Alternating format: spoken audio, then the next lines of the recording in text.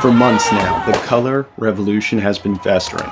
The violence is escalating. We've seen this in history before, many times before.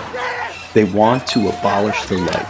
They want to censor classical liberal values, the values that are the basis for all freedoms in the modern world.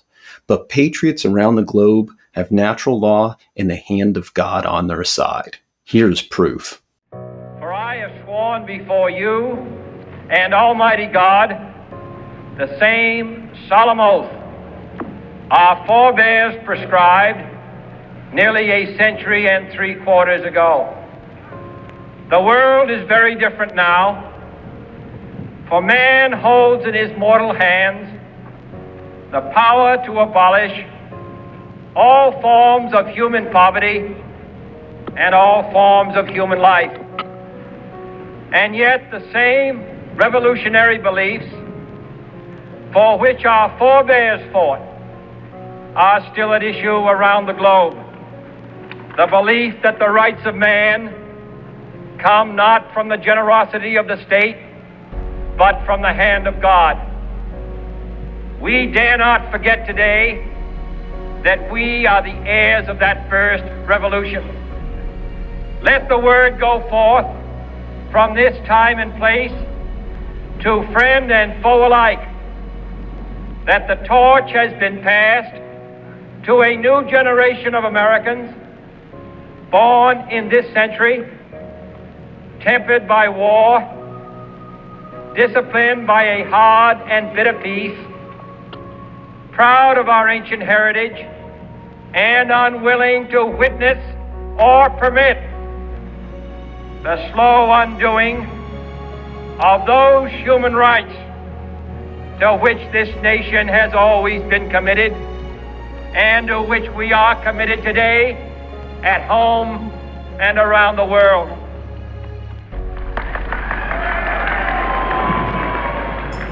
"57 years ago today, this patriot, JFK, lost his life fighting for the people of this great nation.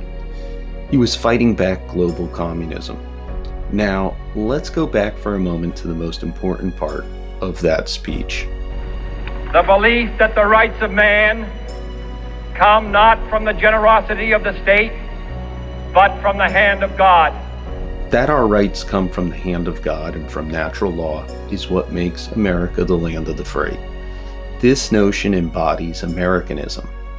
Communists destroy religious freedoms because they want control coming from the state, not from natural law.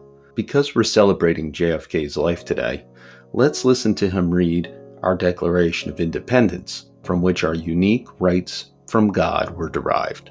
We hold these truths to be self-evident, that all men are created equal, that they are endowed by their Creator with certain unalienable rights, that among these are life, liberty, and the pursuit of happiness, that to secure these rights, governments are instituted among men, deriving their just powers from the consent of the governed.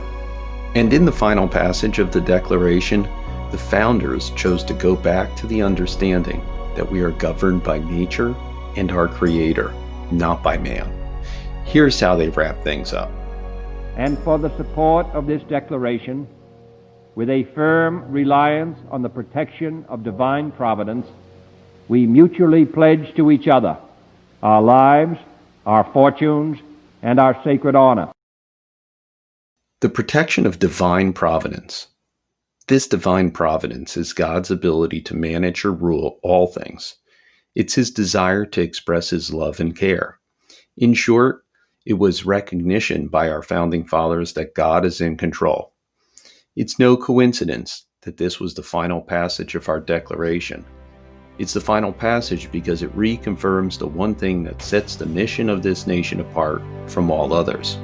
Our nation was created in the likeness of God. And so when JFK stood on the podium on Inauguration Day in 1961 in our nation's capital, placed his hand on the Holy Bible, and then raised his right hand and swore to preserve, protect, and defend the Constitution of the United States against all enemies, foreign and domestic, so help him God. He took the oath and he died on November 22nd, 1963, protecting us against communism as he had promised. It's time for every American to realize the danger we're in and take this threat equally seriously, for we cannot defeat communism with socialism, nor with secularism, nor with pacifism, nor with appeasement or accommodation. A soft attitude towards communism will destroy us. It's time to rise.